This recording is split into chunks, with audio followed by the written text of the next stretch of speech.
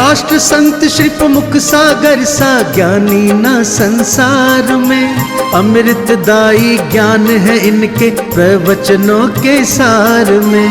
पुष्प दंत महाराज के शिष्य हैं, ज्ञान उन्हीं से पाया है। प्रतिमूर्त है अपने गुरु की वो ही ओज समाया है। जग कल्याण की कुंजी इनके धर्म ज्ञान भंडार में, अमृतदायी ज्ञान है इनके प्रवचनों के सार में। अहिंसा तीर्थ के हैं ये प्रणेता, असम राज्य के राजतिथि, आत्मानुशासन से कल्याण की सिखलाए जग को युक्ति। जिन वाणी चैनल कहे गुरुवर प्रभुवर है साकार में, अमृतदायी ज्ञान है इनके प्रवचनों के सार में। इस कार्यक्रम के पुण्यार्चक हैं जय कुमार, भागचंद काला, भागलपुर एन गुवाहाटी, संतोष कुमार, मंजू देवी, आलोक कुमार रेखा, अक्षय सांची, चिन्मय छाबड़ा गुवाहाटी, नागरमल, जीवन माला, नरेंद्र अनीता, बीरेंद्र, प्रीति, अरिहंत, अभिनंदन, अतिशय, अक्षत गंगवाल परिवार गुवाहाटी।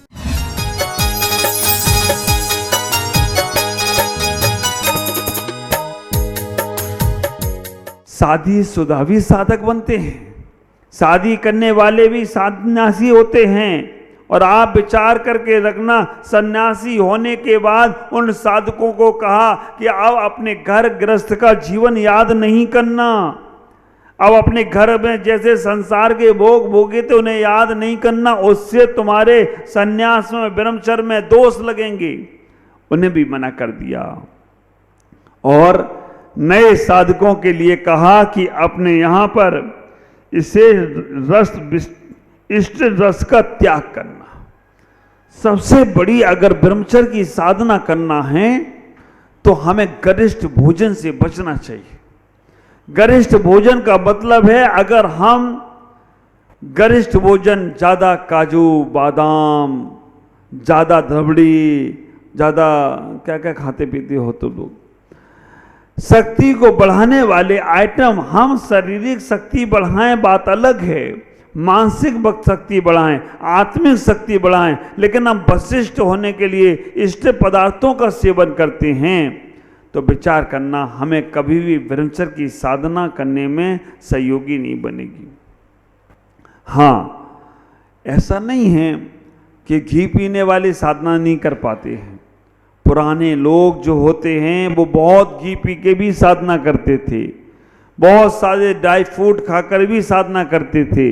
लेकिन आज अगर तुम्हारे पास पचाने की शक्ति नहीं है, कैपेसिटी नहीं है, तो हम गरिष्ठ भोजन से बचें, बादाम से बचें, काजू से बचें। और ऐसे बहुत सी मेवाएं हैं जो तुम्हारे शरीर में जाएंगी और 1, 2, 4, 5, 10 का कोई वो लेना देना नहीं है। कुछ लोग होते हैं कि वही खाते हैं, है ना, उन्हें जैसे मिले ही नहीं है, ड्राई फ्रूट मिल जाए तो वो छोड़ते नहीं हैं। ख्याल करना, ब्रह्मचर्य की साधना में आप संलग्न नहीं हो सकते हो। आचार्यों ने कहा है ब्रह्मचर्य की साधना संसार की सबसे बड़ी साधना है। जितना नेट के माध्यम से आज हमने अपने ब्रह्मचर्य को नाश कर लिया, आज हमने अपने ब्रह्मचर्य की साधना खत्म कर ली, आज हमने ब्रह्मचर्य को समाप्त कर दिया।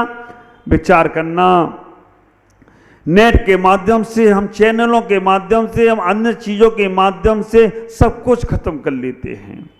और जब वो बच्चे बच्चियां उन गलत चीज़ों में चले जाते हैं, उसके बाद उनके माँ बाप जिनका सम्मान से सर उठता था, जिनका सम्मान समाज में बहुत था, दोस्त यारों के साथ उनका उठना बैठना होता था, लेकिन अपने बच्चे और बच्चियों के कारण से उन्हें अपमान के घूंट पीना पड़ते हैं। उन्हें अपने जीवन को खत्म कर दिया, लेकिन अपने माँ बाप का भी सम्मान नहीं रखा। ख्याल करना। और डायलॉग भी बहुत अच्छे अच्छे मारते हैं, प्यार किया तो डरना क्या, प्यार में जाति पाति नहीं देखी जाती है। बाप रे, कैसे तुम जीवन जियोगी? आप विचार करके रखना, एक बार आप ये नहीं सोच पा रहे हो कि तुम्हारे कारण से तुम्हारे माँ बाप को जीवन भर अपमान के घूंट पीना पड़ते हैं। बहुत से साधु आहार नहीं लेते हैं, धर्म की क्रियाएं नहीं माता पिता कर पाते हैं, पूजा पाठ नहीं कर पाते हैं। तुमने तो ब्रह्मचर्य से अपना शरीर नाश कर लिया। ब्रह्मचर्य नाश करके शरीर को खत्म कर लिया, इज्जत भी खत्म कर ली, लेकिन और तो किसी का देखते। मैं तो कहता हूं ऐसे बच्चे बच्चियां जो गलत संबंध बना रहे हैं, अन्य धर्मों में जाकर, अन्य जातियों में जाकर, आजकल बहुत सारे वीडियो ऐसे आने लग गए। उन्होंने शादी कर ली, लव जिहाद नाम चालू हो गया, शादी कर ली, करने के बाद वहां पर तो गए थे माँ बाप से लड़कर, लेकिन जब वहां पर उनकी पिटाई हुई, उन्हें गलत चीजों से मारा गया, गलत संबंध बनाया गया, गलत क्रियाएं कराई गईं, तब माँ बाप की उन्हें याद आती है कि मैं माँ बाप के घर में बहुत अच्छी थी, मेरे माँ बाप के घर में मैं बहुत सुरक्षित थी, मेरे माँ बाप ने मेरे साथ इतना अच्छा व्यवहार किया, और यहाँ पर अब मैं पूछने वाला नहीं है किसके साथ बैठ रही हो। और ये एहसास तुम्हें जब होगा जब तुम्हारे बच्चे तुम्हारे साथ ऐसा करेंगी। आज तुमने माँ बाप को धोखा दिया है, कल जब तुम्हारे बच्चे तुम्हारे साथ धोखा देंगे तब तुम्हें मालूम पड़ेगा कि हम कितने गलत हैं। आप ख्याल करना, इतना ही सोचने का प्रयास करना, हम जितने इन बाहर की सामग्रियों में जा रहे हैं, दिखावे की सामग्री में जा रहे हैं, उतना हमारा ब्रह्मचर्य का नाश होता चला जा रहा है। तुम्हारे उठने से, तुम्हारे बोलने से, तुम्हारे चालने से, तुम्हारे बैठने से, तुम्हारे वस्त्रों से मालूम पड़ता है कि तुम्हारी अंदर की संस्कृति क्या है। तुम्हारे घर में जो चित्र लगे हैं उनसे मालूम पड़ता है कि तुम किन विचारधाराओं के हो। अगर घर में तुम्हारे फिल्मी एक्टर एक्टरनियों के चित्र लगे हैं तो समझ लेना तुम बाहर की यात्रा वाले लोग हो। घर में अगर कोई क्रिकेटर का चित्र लगा है तो समझ में आता है कि ये कोई यहाँ पर क्रिकेट खेलने वाला व्यक्ति है। घर में अगर कोई पशु पक्षियों के चित्र लगे हैं तो समझ में आता है कि ये पशु प्रेमी है। एक जगह मैंने देखा घोड़े का चित्र लगा था, ऑफिस में गया, किसी के निकल रहा था, ले गया दौड़ते हुए घोड़े का चित्र। मैंने कि इसे लगाने से क्या होता है? बोला वास्तु वालों ने बोला है दौड़ते हुए घोड़े का चित्र लगाओ तो तुम्हारा काम दौड़ेगा, सूर्योदय के चित्र लगाओ तो काम तुम्हारा सूर्य की तरह चमकेगा। मैंने कि बाहरी तुम्हारी बुद्धि, दौड़ते हुए घोड़े के चित्र लगाने से काम नहीं दौड़ेगा, तुम काम में दौड़ोगे, काम दौड़ दौड़ के करोगे तो तुम्हारा काम दौड़ेगा। ख्याल करना। लेकिन फिर भी वास्तु वालों ने कह दिया है तुम्हारा मन वैसा ही होने लगता है, वैसा ही होने लगता है, ऐसा तुम्हारी धारणाएं बनती हैं। तो जब ऐसे गलत चित्र तुम्हारे घर में होंगे तो चारित्र भी गलत होता जाएगा। उससे बचने का प्रयास करो। आचार्य यहाँ कहने का प्रयास कर रहे हैं अगर ब्रह्मचर्य की साधना करना है तो रमतन साहब का आचार्य में आचार्य समद स्वामी कहते हैं ना तू परदार न गच्छति ना परान गम्यति चा पाप भीतिर्यत सा परदारा निर्वृति स्वदार संतोष नाम अपी। कह रहे हैं अगर तुम पाप से डरते हो, मतलब अपने पत्नी को छोड़कर अन्य के प्रति मन में गलत भाव नहीं लाना, वासना के भाव नहीं लाना, वो स्वदार संतोष व्रत है। स्वदार संतोष व्रत आप ख्याल करना। स्वदार संतोष नाम अपी। अगर आपके मन में अपनी पत्नी के अलावा किसी और के प्रति कोई मन में गलत भाव नहीं आता है, देखो बातें तो सबसे करते हो, गलत दृष्टि से बात नहीं करना, गलत चर्चाओं से बात नहीं करना, गलत मजाकों से बात नहीं करना। आप भी पुरुषों के प्रति सबसे बात करते हो। अपने पति को छोड़कर पर पुरुष के बारे में अगर तुम्हारे मन में कभी गलत भाव आया, गलत विचार आया तो समझ के रखना तुम्हारे ब्रह्मचर्य में दोष लगते हैं, ब्रह्मचर्य की साधना में गलत भाव आ जाते हैं। ख्याल करो। हमें अपने जीवन में इतना ही सोचने का प्रयास करना है कि गलत भाव नहीं आना चाहिए। डबल मीनिंग वाली बातें करते हैं लोग।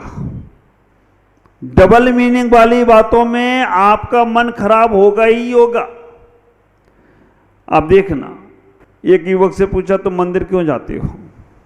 उसने कहा मैं आरती के लिए मंदिर जाता हूं, मैं भक्ति के लिए मंदिर जाता हूं, मैं श्रद्धा के लिए मंदिर जाता हूँ, मैं पूजा के लिए मंदिर जाता हूँ, मैं आस्था के लिए मंदिर जाता हूँ।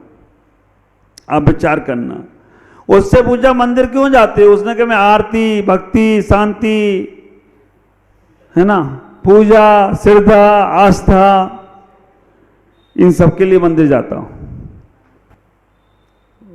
समझने वाले समझ गए, नहीं समझने वाले ने कहा हाँ मेरा बेटा बहुत होशियार है, पूजा के लिए जा रहा है, आरती के लिए जा रहा है, भक्ति के लिए जा रहा है, मुक्ति के लिए जा रहा है, श्रद्धा के लिए जा रहा है, आस्था के लिए जा रहा है। पूछा ये आरती कब होती है, उन्हें आरती शाम को होती है। पूजा कब होती है, उन्हें पूजा सुबह होती है। आप विचार करना, लड़कियों से पूछा मंदिर क्यों जाती हो, उन्होंने कि मैं अभिषेक के लिए जाती हूँ, मैं समर्पण के साथ जाती हूँ। किसके साथ जाती हूँ, समर्पण के साथ जाती हूँ। हमारी अशोक भैया है ना, उनने बताया पति पत्नी में झगड़ा हो गया, उनने कहा क्या किया जाए, उनने कहा, पति ने कहा मैं शांति के साथ रहना चाहता हूँ, पत्नी ने कहा ठीक है मैं भी आनंद के साथ रहना चाहती हूँ। झगड़ा हो गया, पत्नी ने कहा मैं आनंद के साथ रहूंगी, पति ने कहा मैं शांति के साथ रहूंगी। ठीक है, और क्या करा जाए। अभी आनंद और शांति है कौन, इसका तो पता करो पहले। आप ख्याल करके रखना, कई बार डबल मीनिंग की बातें होती हैं, वो हम लोग नहीं समझ पाते, आजकल के बच्चे समझ जाते हैं, और पता नहीं कैसी कैसी बातें स्टाइल में, हाथों के इशारे से उनकी कौन सी बातें हो जाती हैं। अरे हमें तो आश्चर्य लगता है, जो बात दिल की होती है ना वो दिल में रहना चाहिए, लेकिन आजकल फैशन डिजाइनिंग वालों ने ऐसी ऐसी ड्रेसें निकाल दी, और हमें तो ये आश्चर्य लगता है, पहले कभी हमारे घर में कपड़े फट जाते थे तो भिखारी को दे देते थे कि फटे कपड़े कौन पहने, और आजकल क्या है, फटे फटाए कपड़े, कहीं घुटने से फट रहा है, कहीं कहीं फट रहा है। मैं बचपन में मैं अपने नानी के घर जाता था तो वहाँ पे एक सरकनी थी, सरकनी नहीं थी, बरसात के लिए वो नाला था, पानी बहता था, लेकिन गर्मी में पानी बहे नहीं तो सरकनी हो गई थी, सरकते थे उस पर हम बैठ के, इधर से बैठे नीचे से सरक के, और जब सरक के जाते थे तो पीछे का दुकान खुल जाती थी, पेंट फट जाता था, तो माँ कहती थी, ये माँ बैठी नहीं, थिगरा लगा देती थी। आप विचार करना, थिगरे वाले पेंट रोज पेंट फाट के लाता है। अब थिगरे वाला पेंट बहते तो शर्ट पेंट के अंदर जाती है, लेकिन फिर तो अब थिगरा कौन देखे, तो शर्ट बाहर निकाल के चलते थे, कोई थिगरा ना देख ले। बचपन में छोटे छोटे से थे, तो विचार करके रखना, पहले थिगरे वाले कपड़े पहनने में शर्म आती थी, और आजकल क्या, थिगरे वाले कपड़े पहनते हो, फटे पुराने कपड़े पहनते हो, और पीछे फट गया और वहां पे एक थिगरा लगा और वहां पे एक दिल बना दिया और उसमें एक तीर लगा दिया और नीचे लिख दिया इलू इलू। और बारी तुम्हारी बुद्धि, दिल की बातें वहां पहुंच गई तुम्हारे। ये क्या है, ये सब तुम्हारी दुनियादारी, तुम्हारे ब्रह्मचर्य को नाश करने के तरीके हैं। तुम्हारे मन में फैशन आ गया, फैशन में कपड़े फटे पुराने भिखारियों को पहनाते थे, लेकिन आजकल स्टैंडर्ड भिखारी हो गए। सही कपड़े खरीदने जाओ तो पैसा ज्यादा लगता है। दमो भाई, फटे पुराने कपड़े पहनने जाओ, कहीं से फटा हो, और ये हुआ क्या, जीन्स पैंट बनाने वाली कंपनी का कोई कपड़ा फट गया होगा, उसने कहा कि देखें बाजार में बिकता कि नहीं बिकता, हो बिक गया तो उसने अब फाड़ फाड़ के बनाने लग गया। ख्याल करो, हम इन चीजों से बचने का प्रयास करें। अगर हमें ब्रह्मचर्य की साधना करना है तो हम अपने घरों में, अपने परिवारों में इन चीजों को कम लाने का प्रयास करें। हमें नहीं दिखाना अपने बच्चों को शोभाची। सिंपल सादा कपड़े हमारी संस्कृति को दर्शाते हैं। पाश्चात्य संस्कृति में हम इतने संलग्न हो गए कि जिसके कारण से हम अपने मन को कंट्रोल नहीं कर पा रहे हैं। विचार करना, हम अपने भावों को, परिणामों को कंट्रोल करें। हम गरिष्ठ भोजनों से बचें, हम ऐसी चर्चाओं से बचें जिससे मन खराब होता है। हम ऐसे लोगों से बचें। अगर किसी व्यक्ति को देखकर तुम्हारा मन खराब हो रहा है, किसी व्यक्ति को देखकर तुम्हारे मन में चंचलता आ रही है, आप अपनी दृष्टि को बदल लो। कितना अच्छा कहा, सुकरात के पास एक महिला जाकर पहुंची और कहा कि मुझे आप जैसा एक बेटा चाहिए, हमें आप जैसा एक बेटा चाहिए। विचार करके रखना, दृष्टि वो गलत लेके गई होगी। सुकरात उठे और कहते हैं उसके पास बैठ गए कि मैं ही तुम्हारा बेटा बन गया। आप विचार करना, जैसे ही उसने कहा मैं ही तुम्हारा बेटा हूं, मुझे बेटा के रूप में स्वीकार कर लो, उसकी सारी दृष्टि जो गलत होगी वो सही हो गई हो तो कोई आश्चर्य की बात नहीं है। यह है ब्रह्मचर्य की तपस्या का, साधना का फल। आप ख्याल करना, अगर तुम्हें साधना करना है, अगर तुम्हें तपस्या करना है, अगर तुम्हें अपने आप को पाना है, तो अपने घर में, परिवार में, अगर अपने दोस्त फ्रेंडों के साथ जैसी कोई गलत ट्रैक आए, तुरंत उसको चेंज करो, तुरंत मन चेंज करो। इतना ही ख्याल करके रखना, इनसे तुम अगर फंस गए मकड़ी के जाल में तो थोड़ी शुरुआत होगी, लेकिन बाद में कितनी परेशानी हो। इसलिए वस्त्रों पे ध्यान दो, बातों पे ध्यान दो, भोजन पे ध्यान दो, चर्चाओं पे ध्यान दो, और सबसे ज्यादा ध्यान दो मन पर। अगर ब्रह्मचर्य की साधना करना है तो मन में किसी भी प्रकार का राग भाव नहीं लाना किसी से, किसी भी, हाँ, उसे बदलने का तरीका क्या? किसी महिला को देखकर तुम्हारे मन में ये भाव आए गलत, तो सोचना अगर इस जगह तुम्हारी बहन होती तो तुम्हारा क्या होता। आप विचार करके रखना, जैसे कभी तुम किसी की बहन के प्रति, किसी की पत्नी के प्रति, किसी के बच्चे के प्रति मन में गलत भाव ला रहे हो, उस वक्त तुरंत सोचना जैसा तुम उसके लिए ऐसा भाव ला रहे हो, उस जगह तुम्हारी बहन के साथ भी कोई ऐसा ही भाव ला रहा होगा। उस वक्त तुम्हारी बेटी के साथ भी कोई ऐसा भाव ला रहा होगा, उस वक्त तुम्हारी पत्नी के साथ भी कोई ऐसा भाव ला रहा होगा। और तुम्हारी पत्नी, तुम्हारी बेटी, तुम्हारे बेटी और तुम्हारी बहन के साथ अगर ऐसा हो तो तुम्हें कैसा लगेगा? तुरंत मन चेंज हो जाएगा। हम उसको नहीं देखेंगे, उसमें अपनी माँ, बहन, बेटी को देखना शुरू कर देंगे। ख्याल करना, स्त्रियों से भी कहना चाहता हूं, किसी पुरुष के प्रति तुम्हारे मन में राग भाव आए, गलत का विचार आए, विचार करना उस वक्त ही सोचना कि तुम अगर किसी के बेटे के प्रति गलत भाव ला रहे हो, किसी के भाई के प्रति गलत भाव ला रहे हो, किसी के पति के प्रति गलत भाव ला रहे हो, तुम्हारा भी भाई है, तुम्हारा भी बेटा है, तुम्हारा भी पति है, वो भी अगर किसी के साथ गलत करे तो फिर कितना तुम्हारे दिल पर सांप लौटते हैं। विचार करो, हम अपने मन को इस प्रकार से बदलें, मन को इस प्रकार से चेंज करें। और ख्याल करना, आप अपनी पत्नी के साथ कहीं भी घूमने चले जाओ, बिंदास, डर नहीं रहता है, लेकिन पर स्त्री के साथ घूमने का तुम देख भी लो ना, कितना भय रहता है, कितना डर रहता है। आप अपने पति के साथ कहीं भी जाओ, कोई टोकने वाला नहीं, लेकिन एक आप भले ही अपने भाई के साथ जा रहे हो, किसी को मालूम नहीं है तो वो टोक देता है, कौन है ये? इसलिए अपने मन को बदलो, अपने परिणामों को बदलो। बातें तो बहुत सारी हैं, लेकिन मैं इतना ही कहना चाहूँगा, भगवान महावीर ने जो अहिंसा, जो अकाम का व्रत कहा, मतलब ब्रह्मचर्य से साधना करना, तो आप एक जन्म अपना ब्रह्मचर्य की साधना में लगाने का प्रयास करो।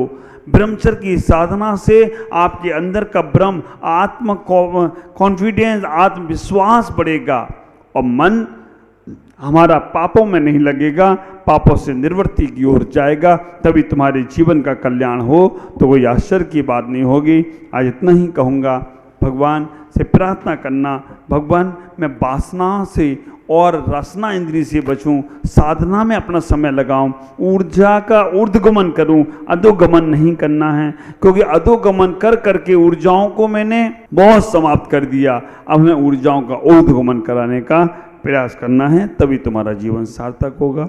ओम नमः जय गुरुदेव।